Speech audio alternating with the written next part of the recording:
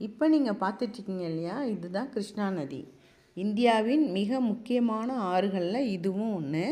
இது மகாராஷ்டிராவில் உற்பத்தியாகி கர்நாடகா, தெலுங்கானா மற்றும் ஆந்திர பிரதேசம் ஆகிய மாநிலங்களின் வழியாக பாய்ந்து வங்காள விரிகுடாவில் கலக்குது. இதோட நீளம் பார்த்திங்கன்னா 1400 மீட்டர். இது மகாராஷ்டிரா மாநிலத்தில் மகாபலேஸ்வர் என்ற இடத்துல மேற்கு தொடர்ச்சி மலையில் உற்பத்தி ஆகுதுங்க.